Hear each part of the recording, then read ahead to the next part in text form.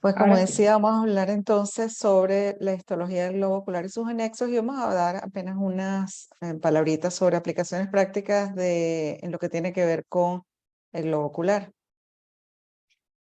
Em, para aquí el cursor primero y vamos a avanzar.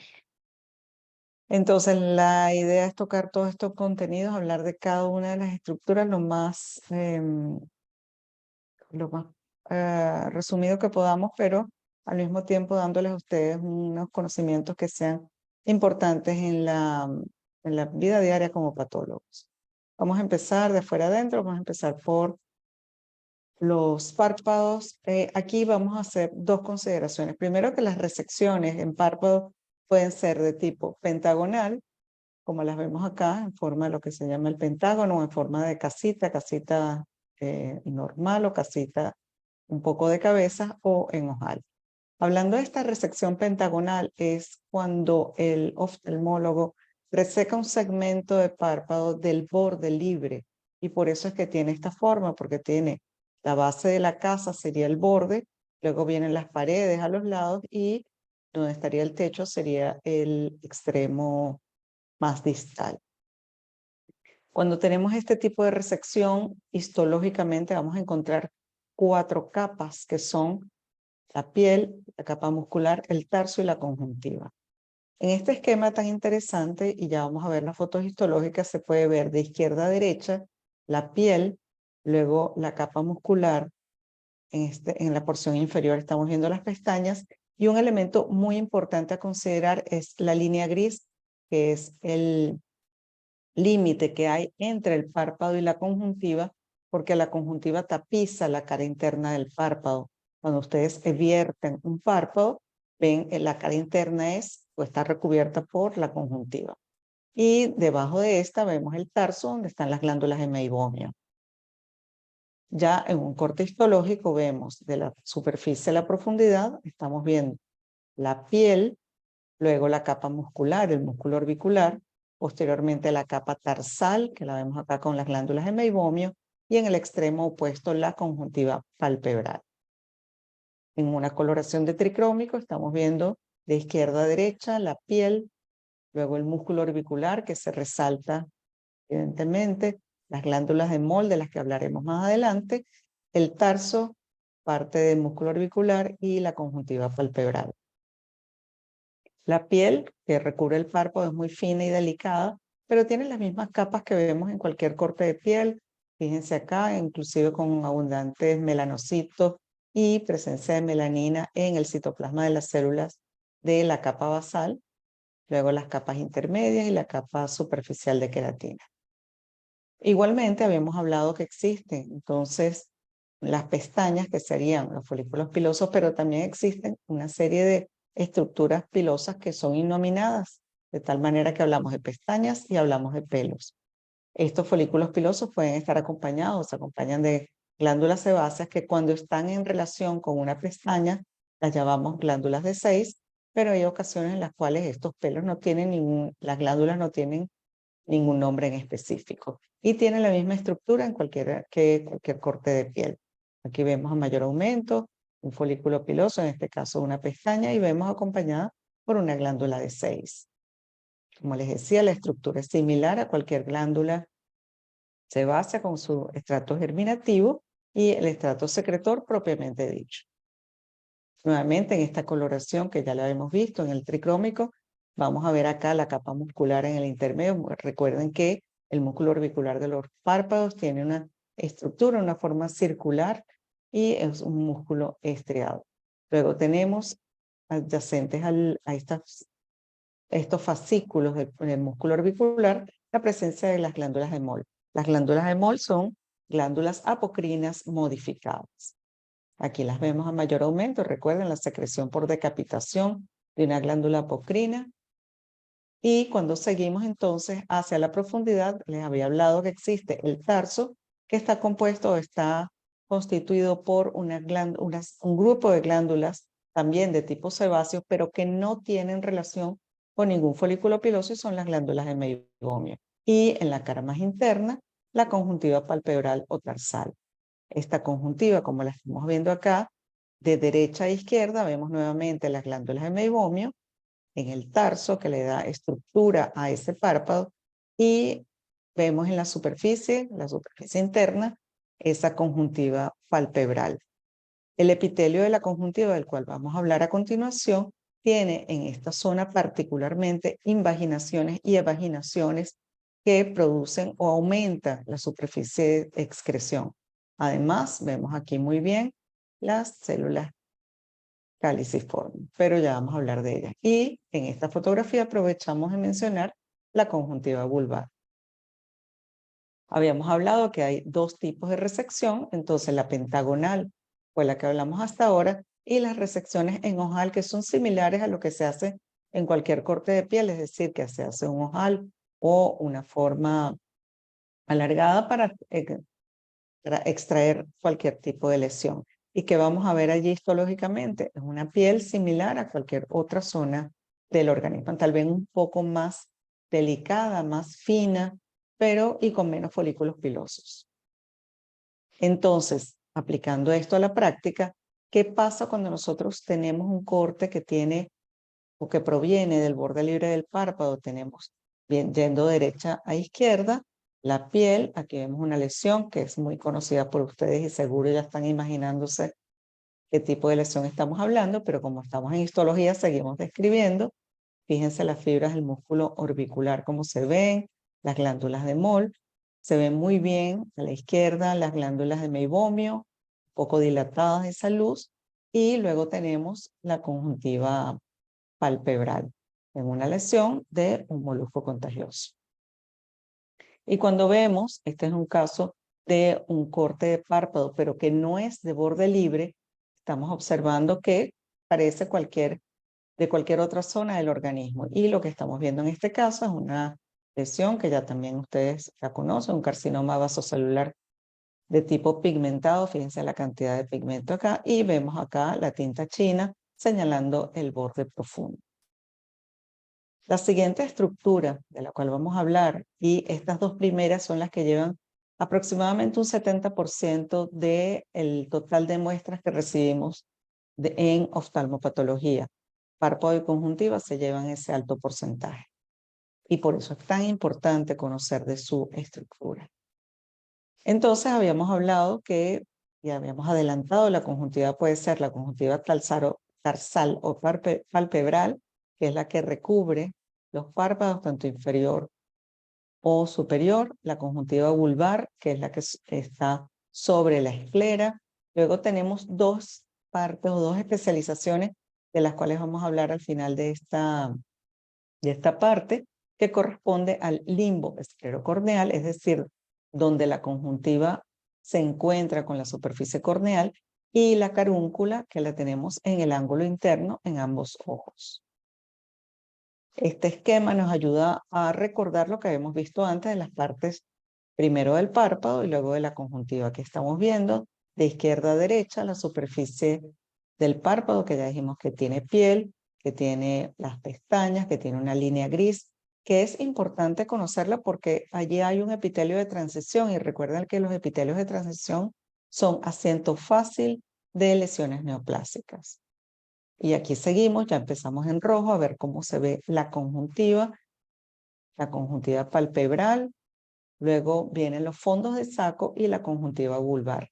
Igualmente hay que recordar, y les dije que la conjuntiva tiene variedad o gran cantidad de células caliciformes que tienen variable de distribución en toda su extensión. Asimismo, hay que recordar, y se ven en azul, las glándulas lagrimales accesorias. La conjuntiva histológicamente y dependiendo de la zona puede ser en toda la extensión es un epitelio de tipo mucoso, pero algunas veces puede tener focos de queratinización sin que esto sea patológico. Cuando las vemos a mayor aumento, vemos que es un epitelio que tiene 4 o 5 capas de células de espesor, que tiene vasos sanguíneos, canales linfáticos y la presencia importante de células caliciformes que deben ser descritas cuando nosotros hacemos un reporte de un tejido conjuntival. El epitelio tiene su membrana basal y descansa sobre un estroma de tejido conectivo laxo que, como dije previamente, está vascularizado y tiene vasos linfáticos en forma importante porque están muy cercanos a la superficie conjuntival y eso hace que fácilmente cuando existe una lesión neoplásica que está permeando o que rompe la membrana basal, puede llegar y alcanzar fácilmente los linfáticos y producir metástasis. Vemos acá gran cantidad de células caliciformes coloreadas con. Aquí también vemos la membrana basal del epitelio y las células caliciformes. Como dije antes, hay dos tipos de especialización en la conjuntiva, el limbo esclerocorneal y la carúncula. En cuanto a la carúncula, lo importante para el patólogo es reconocer que es un epitelio plano, estratificado, queratinizado, pero que tiene células caliciformes.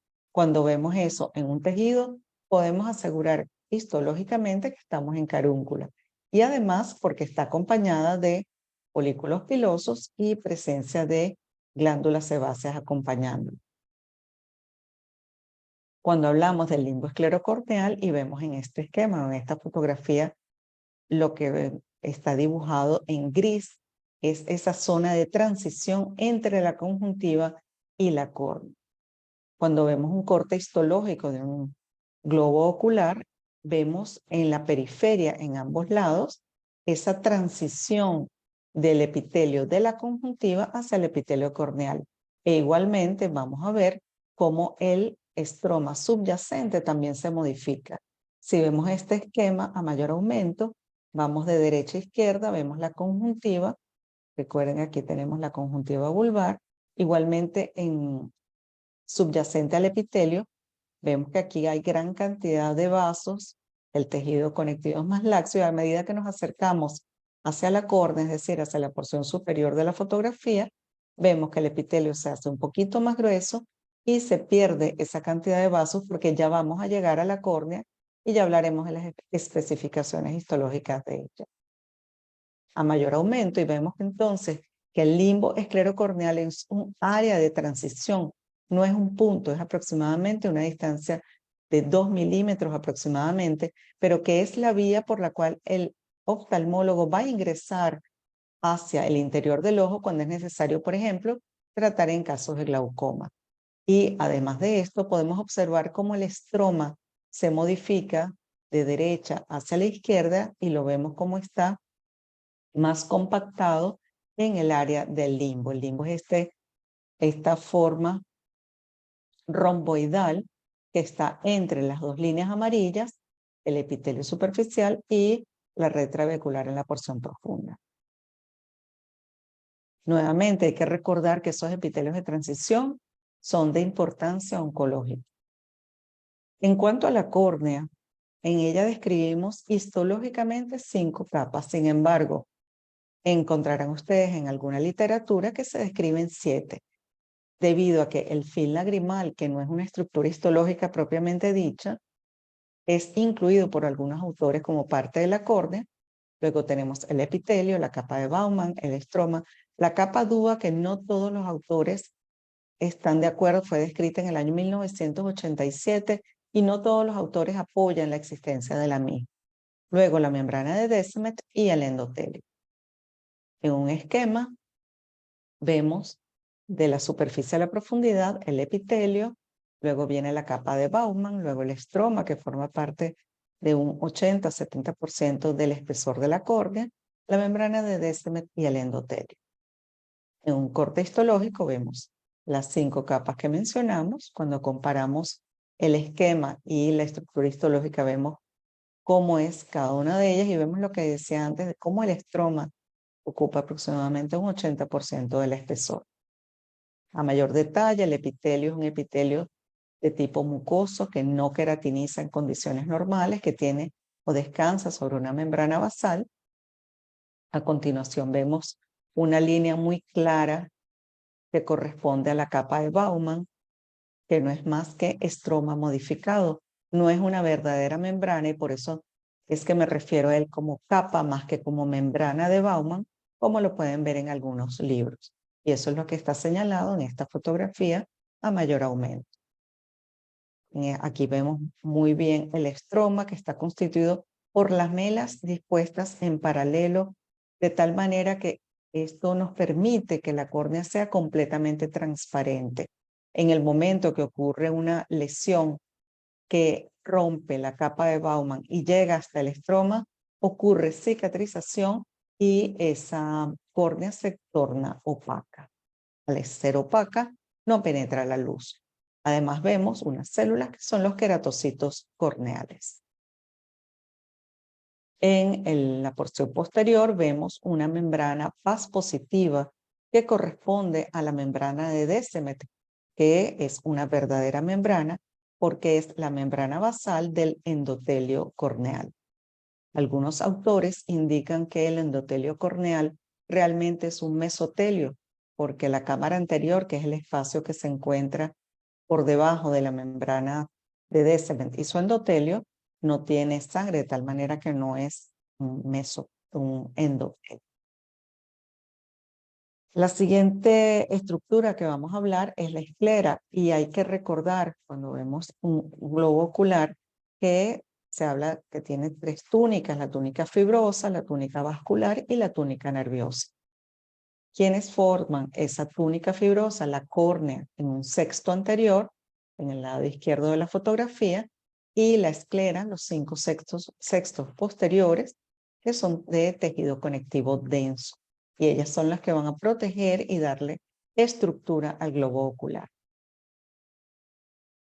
Cuando hablamos de la esclera, hablamos de sus capas, vamos de derecha a izquierda. La más externa es la epiesclera, que es de tejido conectivo laxo con abundantes vasos sanguíneos.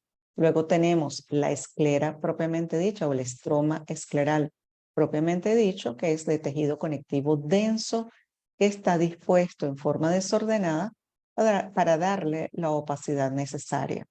E internamente, el límite entre esa capa fibrosa y la capa vascular es la lámina fusca. Aquí vemos muy bien, también de derecha a izquierda, la epiesclera. Luego vemos la esclera, pero que está atravesada por unos canales que tienen vasos, que tienen melanocitos e inclusive nervios. Y esos son los canales ciliares largos posteriores, que pueden ser vistos en un corte horizontal del globo ocular. Cuando vemos un corte del polo posterior del globo ocular, estamos viendo cómo ese canal, que dije canales ciliares largos posteriores, atraviesan en forma oblicua el espesor de la esclera.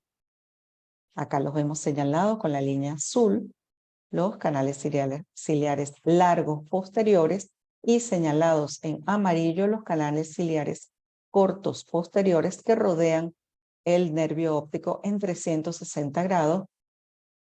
Y esa estructura, eso es lo que se llama el anillo de Sinnhaler. La esclera en el polo posterior está perforado, tiene unas horadaciones, que es lo que se llama la lámina cribosa, que es lo que va a permitir que las fibras nerviosas de la retina se conviertan en nervio óptico. Y ya hablaremos de esto cuando hablemos del nervio. ¿Por qué es importante conocer todo esto y conocer cada una de estas estructuras? Porque, por ejemplo, cuando nosotros queremos detallar cómo penetra, en este caso, un retinoblastoma hacia el nervio óptico, y esto es un factor pronóstico histológico y de clasificación, tenemos que saber hasta dónde está llegando, y el patólogo lo tiene que decir con propiedad si alcanza la porción prelaminar, laminar, retrolaminar del nervio óptico. Seguimos con el tracto uveal, y allí hablamos entonces de 3 partes. Acuérdense que estamos hablando de la capa vascular. Tenemos el iris, que es la línea que está en rojo delante. Luego el cuerpo ciliar, que tiene 2 partes. Una parte en rojo, que está compartida con el iris, y una parte en azul, que es la pars plana. La previa era la pars plicata. Y luego en verde tenemos la coroides. Estas 3 capas forman, como les digo, la capa vascular, pero cada una de ellas tiene especializaciones. En el caso del iris es importante porque es el que permite controlar la apertura de la pupila, y esto lo hace a través de sus dos músculos, como lo veremos más adelante. E igualmente, cuando hablamos del cuerpo ciliar, su principal función está en la producción del humor acuoso. Y cuando hablamos de la coroides, su principal función es la nutrición de la retina. Entonces, regresando al iris, podemos observar en él histológicamente dos porciones. La porción pupilar, que corresponde al tercio interno. Luego tenemos la porción ciliar, que es el tercio externo. Y entre ambos se llama el collarete. Y allí es donde están localizados los vasos del círculo arterial menor del iris. Los vasos del círculo arterial mayor están en la base del iris. Las 4 capas del iris son la limitante anterior, el estroma, que forma parte del 80% del espesor también, la capa muscular, que está constituida por 2 músculos, como vamos a ver, y el epitelio pigmentado posterior. Cuando hablamos de los músculos, hablamos del esfínter de la pupila, que está en el tercio interno, y el dilatador, que está en los 2 tercios externos y que forma parte o está en relación con el epitelio pigmentado posterior. Cuando vemos el estroma del iris, vemos que siendo una capa vascular, está constituida o forma parte de él gran cantidad de vasos sanguíneos que tienen una característica muy importante histológicamente, y es que tienen una doble adventicia. Esa doble adventicia impide que los vasos colapsen cuando la pupila, por ejemplo, se dilata. En esta fotografía vemos muy bien cómo esa adventicia es tan gruesa, y es porque es doble, como lo dijimos previamente. El estroma del iris está lleno además de abundantes melanocitos, tanto melanocitos alargados, dendríticos, inclusive en acúmulo, y en esta fotografía mayor aumento, los vemos con mayor detalle.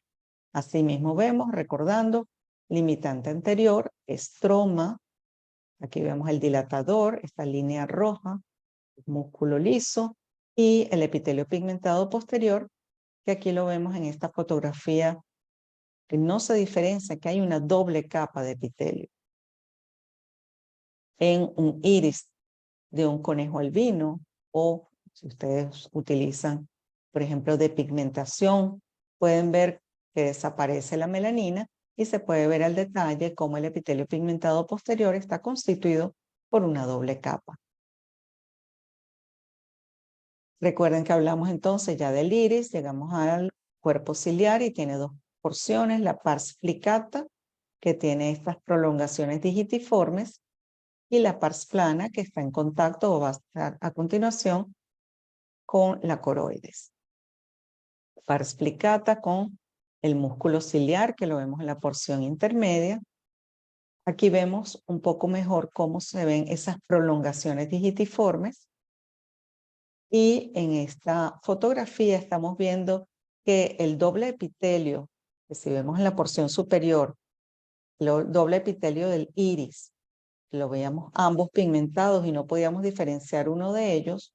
Cuando llegamos al cuerpo ciliar en la porción inferior, vemos que hay una capa pigmentada y una no pigmentada. Ahora, esa capa de células no pigmentadas son las que van a producir, como dije antes, el humor acuoso, y esa es su función. Aquí se ve mucho mejor, a mayor aumento, una capa pigmentada más externa y una capa no pigmentada más interna. Igualmente, estas líneas que se ven de forma irregular o incompleta corresponden a parte del ligamento suspensorio del cristalino, que es la zónula de zinc, que lo vamos a ver al final de la clase. Aquí, en una lámina despigmentada, vemos la doble capa de epitelio.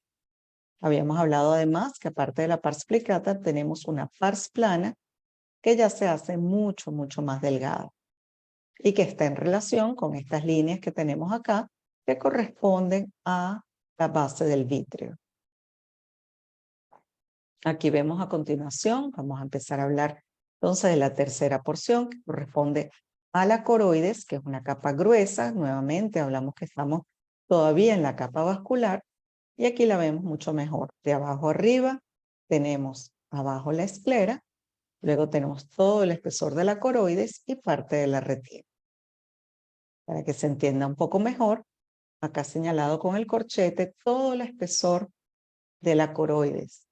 Recuerden la esclera abajo y el límite de la esclera con la coroides era la lámina fusca. Esa lámina es compartida por ambas capas. Luego tenemos una capa vascular que se separa en tres grandes grupos. Los vasos de mayor diámetro o de mayor calibre son la capa de grandes vasos o capa de Haller. Luego tenemos una capa intermedia o de vasos medianos, que es la capa de Sattler. Y la de los vasos más pequeños o más internos es la coriocapilaris. La coriocapilaris comparte su membrana basal con la membrana basal del epitelio pigmentado de la retina. Y esa membrana tiene nombre propio y es la membrana de Bruch.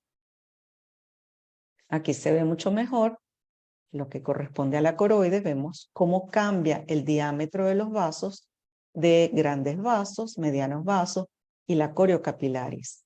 Además, entre estos vasos hay tejido estromal y abundantes melanocitos entre ellos. Acuérdense que esa capa o ese tracto uveal es una capa pigmentada. Y aquí vemos mucho mejor, no se ven tan bien los vasos, pero se ve bien el pigmento de los melanocitos. ¿Por qué es importante que nosotros conozcamos la estructura histológica de la coroides o en general del tracto uveal y de esa coroides? Porque los tumores son mucho más frecuentes en la coroides y en este caso estamos viendo un melanoma que está entre la coroides, cuerpo ciliar e inclusive la base del iris. Entonces debemos conocer las diferentes capas para saber hasta dónde está invadiendo o hasta dónde está penetrando ese tumor. Llegamos a la retina. La retina está constituida por el epitelio pigmentado de la misma y 9 capas de la retina neurosensorial. Asimismo, la retina tiene zonas que tienen especificaciones histológicas que les voy a mencionar a continuación. Este es un esquema a través del cual podemos reconocer que la luz penetra y hace primero contacto con la zona más interna. Y al final está el epitelio pigmentado de la retina, esta capa de células pigmentadas. Luego tenemos, y vamos a verlo en otro esquema, una forma un poco más atractiva. Vemos el esquema a la derecha, que se inicia, esto es lo más externo, el epitelio pigmentado, que se ve en la parte superior de la fotografía, y tiene del lado izquierdo cómo se ve histológicamente todas estas capas. Lo que está señalado acá con la flecha es la capa de células ganglionares. Ahora lo vamos a ver un poco mejor. Entonces vamos de la parte basal a la parte superficial. Tenemos primero el epitelio pigmentado de la retina, que es una monocapa de células poligonales. Luego tenemos la capa de conos y bastones, la membrana limitante externa, que la vemos aquí con una línea, que no es más que las uniones entre esos fotorreceptores. Luego tenemos esta capa llena de núcleos, que es la nuclear externa, y son los núcleos de los conos y bastones. Luego tenemos una capa que es la capa plexiforme externa, que corresponde a la sinapsis entre los núcleos de los conos y bastones y las células bipolares. Eso está aquí en la capa nuclear interna, donde están estos núcleos. Luego tenemos la plexiforme interna, que no es más que la sinapsis entre los núcleos de las células bipolares y las células ganglionares, que tienen una monocapa, como vemos acá. Luego la capa de fibras nerviosas, que son los axones de todas esas células ganglionares. Y finalmente la limitante interna, que es la membrana basal de las células de Müller, que corresponden o que forman parte de unas células que van, digamos, como si fueran de norte a sur, formando parte o siendo los astrocitos reales de la retina. Acá vemos un corte un poco más a menor aumento, pero que vemos las relaciones con la esclera en la porción inferior la coroides en la porción intermedia y luego vemos la retina en la porción más interna, pero más superior en la fotografía. Donde estoy mostrando el cursor, estamos viendo la capa de conos y bastones, vemos la limitante externa muy bien, que es esta línea rosada. Luego vemos capa nuclear externa, luego flexiforme externa.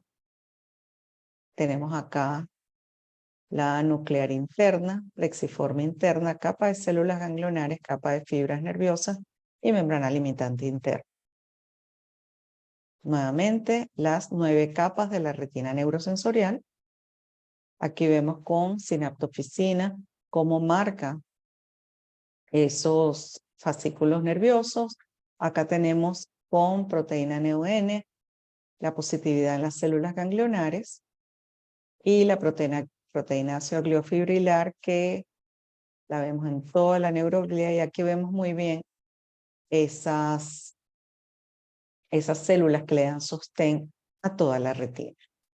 Otro esquema donde vemos los fotorreceptores y esa membrana limitante externa.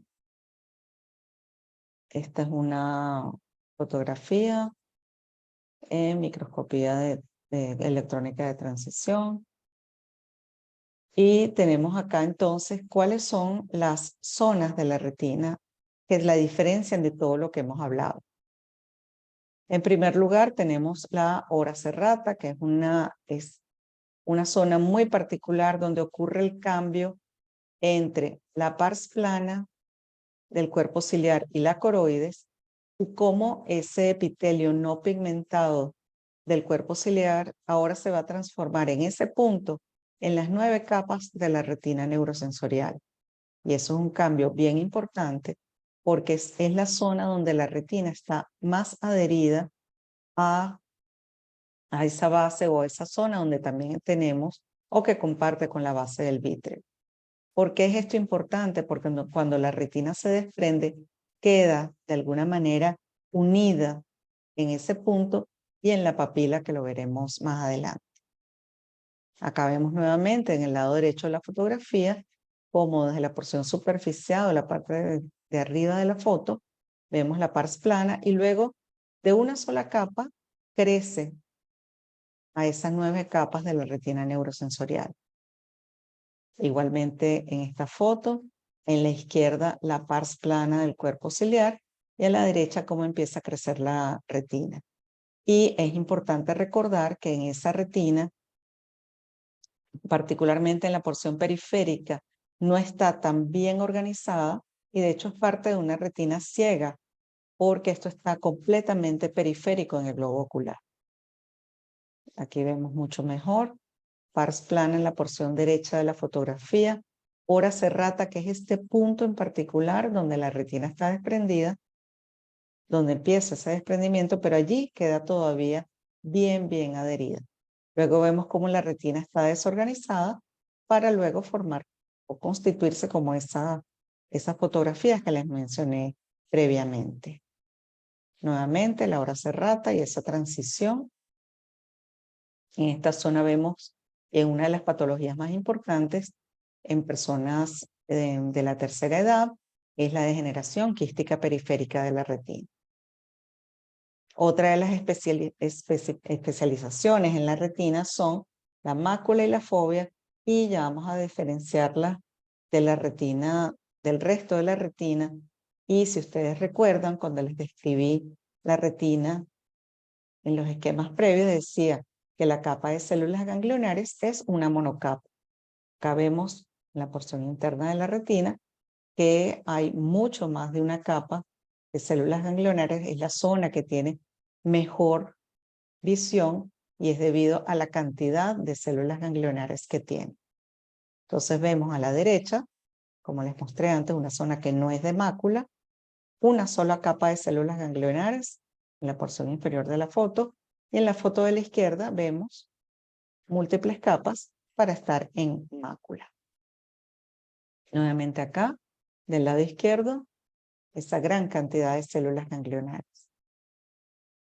Como les decía, hay otra especialización y cuando se va a constituir el nervio óptico, la retina se convierte en prácticamente una capa solamente de fibras nerviosas.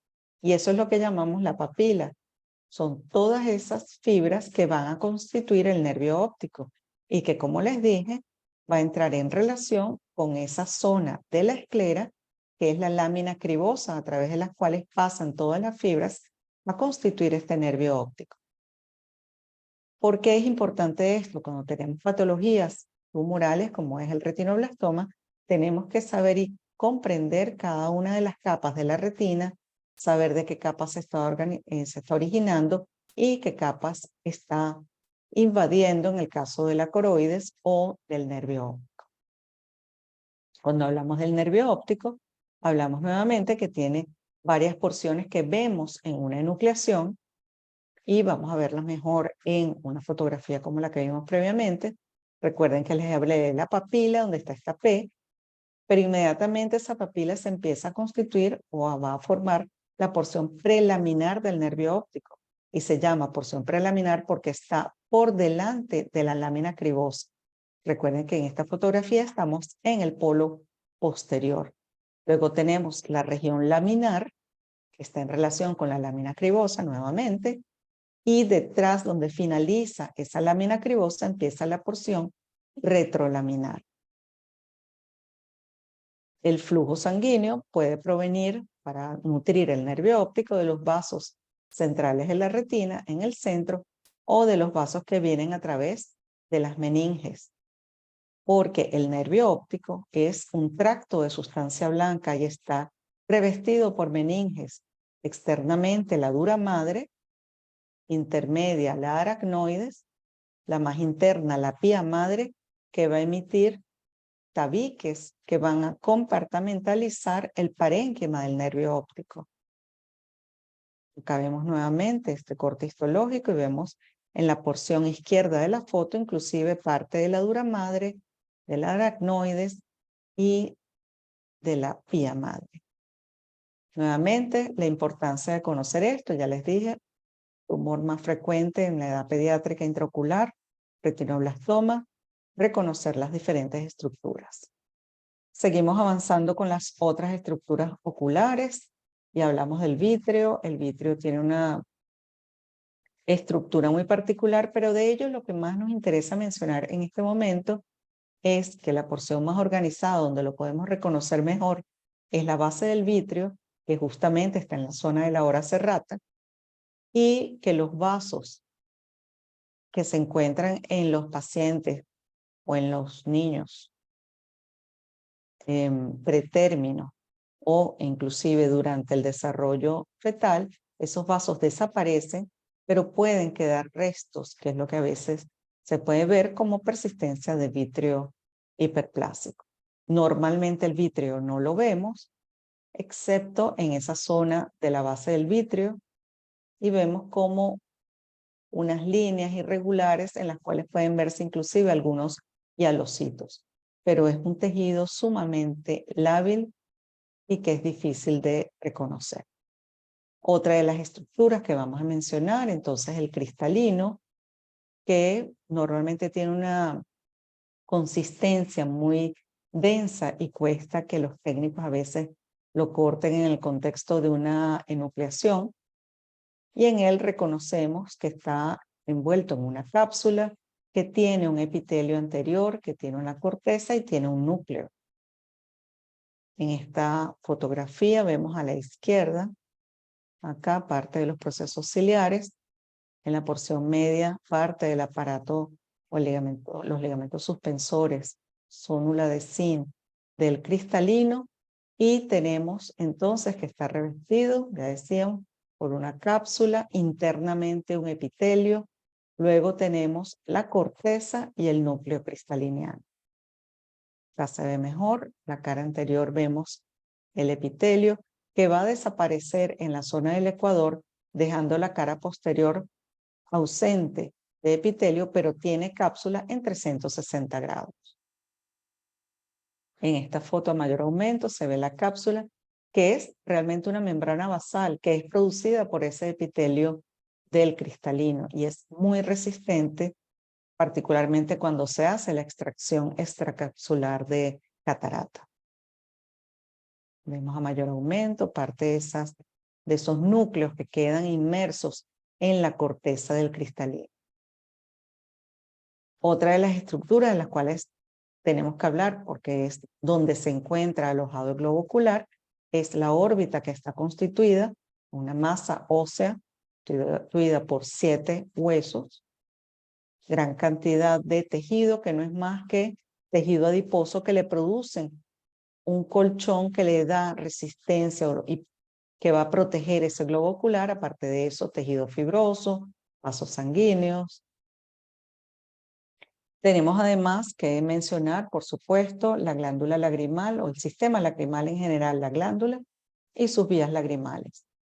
La glándula lagrimal, que se encuentra alojada por debajo del hueso orbitario, tiene forma de almendra, tiene 2 porciones e histológicamente vemos que está constituida por acinos serosos que están separados en lóbulos o en racimos, y esas lágrimas van a ser secretadas a través de unos canales, unos ductos que tienen una estructura de doble capa, una capa externa y una capa interna. Igualmente, en las 2 fotos superiores vemos esos acinos de glándula lagrimal en coloración de paz en el lado izquierdo, coloración de tricrómico en el lado derecho. Y dentro de las vías lagrimales tenemos entonces primero el canalículo, que está compuesto, tapizado por un epitelio de tipo plano, mucoso, de 5 a 6 capas de espesor. Además de esto tenemos el saco lagrimal, que tiene una estructura o un epitelio que ya tiene gran cantidad de inclusive células caliciformes. Aquí vemos el canalículo a mayor aumento. Luego tenemos en esta fotografía del lado izquierdo el saco y del lado derecho el conducto nasolagrimal, que ya tiene un epitelio que, claro, va a llegar al meato medio y por lo tanto tiene ya una estructura similar al epitelio que tapiza la mucosa nasal. Que es importante recordar de todo lo que les he dicho. Yo entiendo que es muy difícil en este corto tiempo hablar de todas las capas y especificar cada una de ellas, pero es importante que cuando ustedes reciban una muestra, por ejemplo, de conjuntiva, saber qué van a ver y qué no van a ver, y reconocer y diferenciar las diferentes partes. Por ejemplo, si ustedes reciben un corte de carúncula, que no es conjuntiva, y poder diferenciar es carúncula o es párpado o es conjuntiva. Y esto no lo saben si ustedes no reconocen la estructura histológica de cada una de ellas. Por supuesto, ver cuáles son las patologías más frecuentes para cada una de estas estructuras y recordar lo que les hice énfasis sobre los epitelios de transición. Además, también debemos tomar en cuenta que cuando nosotros aplicamos cualquiera de estas clasificaciones oncológicas, la mayoría de ellas en patología ocular se refiere a las capas que están afectadas, y si no las conocemos no podemos decir hasta dónde llega o no llega algún tipo de lesión neoplásica maligna.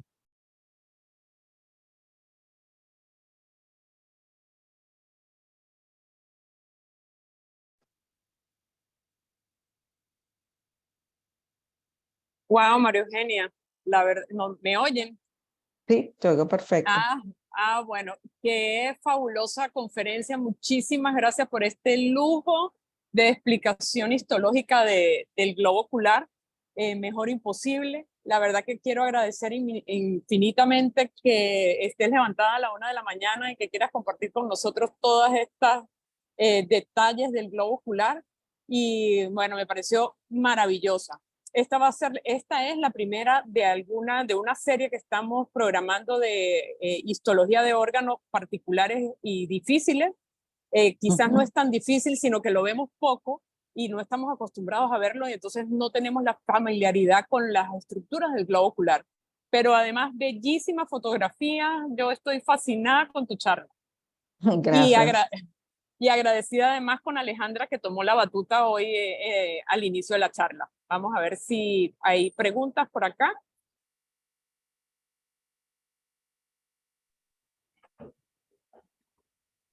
Elogios es lo que veo de la plática.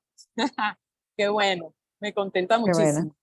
No, a mí me contenta mucho más porque, bueno, se cumple el objetivo que era como familiarizarlos un poco con el globo ocular y ver que es eso, no es tan difícil, que uno los puede separar y ver y tomar un globo ocular completo e ir viendo cada una de las estructuras y reconocerlas. Que al final eso es lo que uno hace como patólogo. Sí, vamos a subirla, estoy viendo varias preguntas en el chat. Sí, vamos a subir la charla a la página de YouTube, que bueno, no la tengo ahorita aquí disponible porque ando conectada desde el teléfono, pero les hago llegar la dirección. Perfecto. ¿Alguna pregunta de contenido? Silencio en la sala. Silencio. No, estas son de las charlas que hay que ver no una, sino dos y hasta tres veces porque hay que repasar cada una de esas De la láminas, fotografía. Ujú. exacto, para poderlas grabar. Así es. Bueno, pues nada, muchísimas gracias.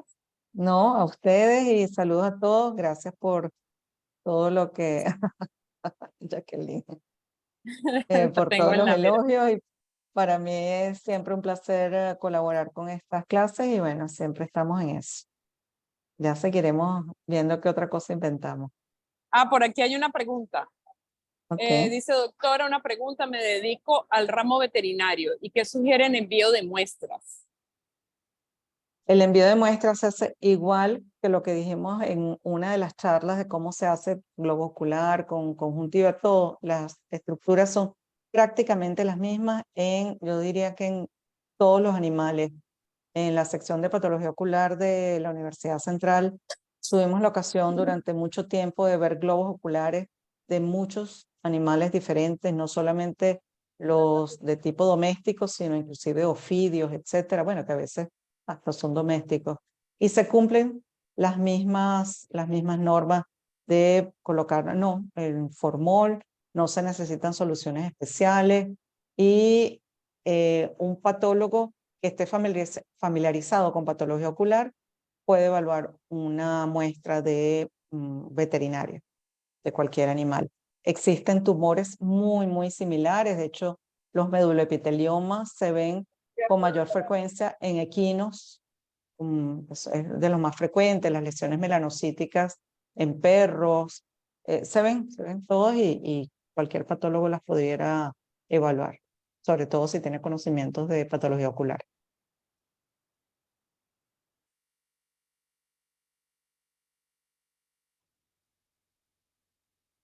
Pues bien, Maru, si nos quieres dejar tu correo electrónico para que la gente se comunique contigo directamente si tiene alguna duda o aspectos como este que presentó la doctora, no sé si tú puedes escribirlo en el chat para que les quede grabado tu correo.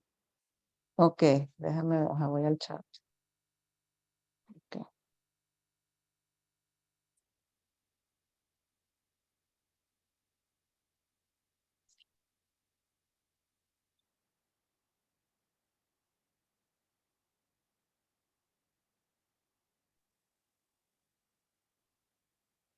Puso la aprobación.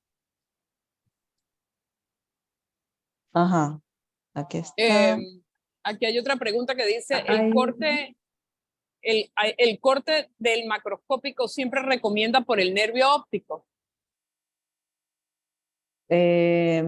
bueno, sí, uno normalmente, hablarlo en general, uno empieza de atrás hacia adelante por el nervio óptico para poder conservar las estructuras o conocer si estamos haciendo horizontal o vertical. Pero la forma de cómo uno va a cortar va a depender realmente de dónde está localizada la lesión. Por ejemplo, si es una enucleación por melanoma o por retinoblastoma horizontales por el nervio óptico, de esta forma. Pero si estamos viendo, por ejemplo, una exenteración, que es cuando trae ya párpado superior e inferior, como la lesión normalmente está en la conjuntiva o en el párpado, se recomiendan más los casquetes verticales, pero siempre la guía es el nervio óptico, a menos que la lesión esté muy externa, como pudiera ser una exenteración ampliada y donde nos traigan glándula lagrimal. Pero siempre uno busca tener cortes inclusivos, aunque el globo ocular no esté afectado en forma primaria, dar cortes del globo ocular para uno poder estudiarlo por completo. Estas preguntas me están haciendo recordar que tú tienes una charla preciosa sobre el manejo de las piezas o de las biopsias en patología ocular, que las podíamos en algún momento presentar acá. Del manejo macroscópico, del estudio macroscópico del globo ocular y de las diferentes biopsias. Sí, yo no recuerdo si la dimos como al principio, así como hace, no sé, habría que revisar si a lo mejor no está en YouTube y como es de las primeras, subirla. Ah, mira, Cristina Pero, Pastrana dice Yo sí, por estoy pero segura favor. que está, porque siempre la reviso cuando me llegan biopsias de, de párpado. bueno, entonces habría de pronto que revisarlos o si en algún momento quieres refrescarla en 3D, que uno nuevamente vuelva con las preguntas, no tengo ningún problema. Y bueno, allí les dejé el correo, creo que lo escribí bien, patologíaocular2020@gmail.com. Bueno, pues fabuloso. Mira que es un tema taquillero, aunque Sí, recibimos pocas biopsias, siempre hay muchas dudas por eso claro. mismo. Entonces creo que sí vale la pena retomar ese tema y que lo volvamos a presentar por acá. Bueno, perfecto. Cuando la jefa decida. Bueno, creo que hay otra pregunta por acá. ¿Qué atlas o literatura recomienda para revisar histología del ojo? Em, hay como 2 atlas en internet de 2 universidades americanas. En este momento no recuerdo, creo que uno es del Wills Eye Hospital, estoy segura. Bueno, pero que uno los pone y aparece. El otro es el libro de la Academia Americana de Oftalmología. Tienes la parte de anatomía patológica, pues esos son como 12 fascículos, pero el de patología es súper básico y muy bueno. Y hay libros ya un poco más avanzados, como serían los viejos Hogan Zimmerman, el de, pues me acaba de escapar el nombre de otros, Y pero son el que normalmente tú de vas a patología. hacer. Ese es otro proyecto, ese lo vamos a hacer en línea.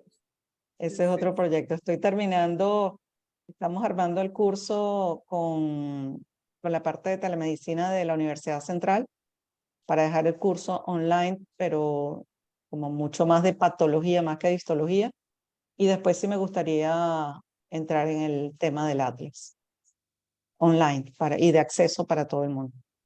Esa es parte de la idea.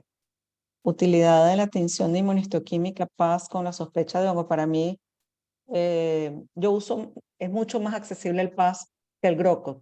Entonces, normalmente uno en patología ocular, nosotros siempre pedimos PAS con cierta rutina y cuando uno ve algo que no está muy claro, baja el GROCO, pero normalmente ya con el PAS, nosotros los hongos los diagnosticamos con bastante frecuencia. Y por acá hay otra pregunta. El ojo de bovino es muy grande. ¿Cómo recomienda cortarlo para el cassette? Depende de la patología que tengas, porque en algunos casos hay como 2 escuelas. Hay alguna escuela, no recuerdo si es en el, en el libro de patología, que habla que lo cortes de adelante a atrás. Yo siempre voy con cortes horizontales o verticales y para el cassette voy colocando como un mapeo, como se hacía con las próstatas grandes cuando uno quiere mapear adelante, atrás. Bueno, aquí lo mismo. Un corte que tenga la córnea con el iris, otro que tenga toda la capa esclera, coroides, retina y una que tenga el polo posterior o 2 cortes de polo posterior. Pero depende de la patología, porque si lo que estás viendo es un tumor, entonces uno busca la parte de delante de la conjuntiva o el tumor y busca las capas. Eso depende de por lo que lo enuclearon. No hay una respuesta dogmática para todos los casos. No se puede hacer. Y es verdad, es muy grande y es difícil de manejar.